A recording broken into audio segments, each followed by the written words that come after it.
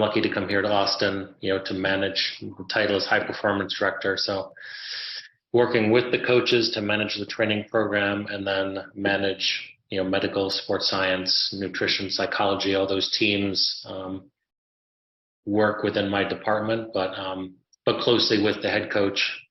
The head coach was a player when I was in Kansas City early on. So I'm very close with the head coach and help manage the training week. And, he's also, this is his first time as a head coach as well. So it was a great experience for me to come in and with, the number of years I've been around to be able to help with a first time head coach. And I think around that time, I was also I finished a PhD in organization leadership and development, which again, I think a large portion of that PhD was a lot about complex systems, interdisciplinary teams that became what we call like transdisciplinary teams, and how you actually build those teams to lead and manage groups effectively, which also has a big impact on how you manage a group of players as well as a staff.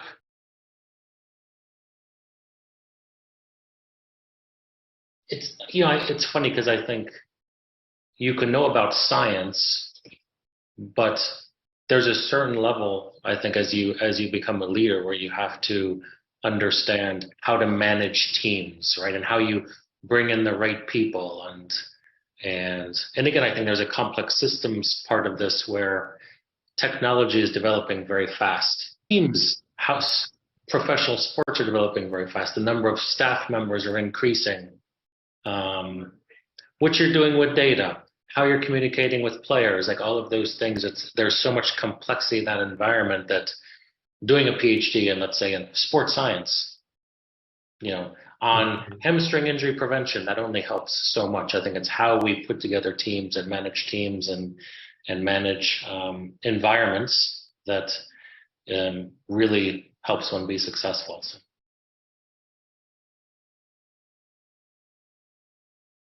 Interesting question, because I think, again, I have the advantage of having come as a player and having been a coach first, right? And I think there's a lot of people that come from a sports science background that they haven't coached, and so they're looking for, they create a really linear thought process, right? So I think maybe I'm lucky that I think I've always been in a place where I try not to be a linear thinker. I understand that linear thinking does not always lead us to the right answers or evolve in the right way. But having said that, when I first started, I remember I'm in the university, and it was time, right before I went to the Czech Republic, and I'm studying coaching science, and one of the areas is that there used to be a group of Norwegian researchers, Hoff, Helgerud, and Wisloff, right? So Hoff, Helgerud, and Wisloff, very much how to improve VO2 max, how to improve VO2 max in a football specific way, and if we do this squats and improve strength, and then on top of that we do this 4x4 minute method of a dribbling track and small sided games, that we improve VO2 max 10%. And then our number of sprints increases, and a very linear way of doing things. And at this time, it's 2004, right? I'm thinking, okay, this is great. Oh, I have the answers, and okay, I'm good. And that was my starting point of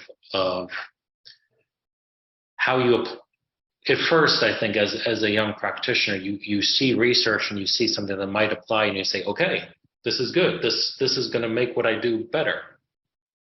Until I think you understand that's not really how it works. And there's so many different things that impact the training process, right? And so then I go to the Czech Republic, and as I go to the Czech Republic and learn a very Eastern European 5-day microcycle, and Monday is recovery, and Tuesday is a small high intensity day, and Wednesday is this big endurance day, and Thursday is kind of a tactical functional day, and And Tuesday and Wednesdays, they're working very hard. And again, it's all in the physical. And I don't know exactly the inflection point where I'm saying, okay, it's not, you can do it that way, but it doesn't lead to success all the time. Why does it not lead to success?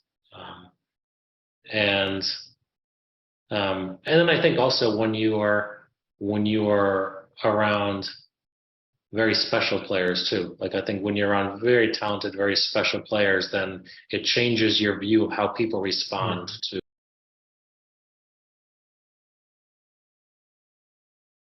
Yes, because I mean, at its core, tactical periodization is a heavily science-related area, right? And that's what I think is interesting. And with our class last year, we listened to the Referia podcast, which I think probably should be a must listen for anyone on these courses. And he says that too, and he says tactical periodization science is really important, but it's not always the science we think, right? It's the science of neuroscience. It's the science of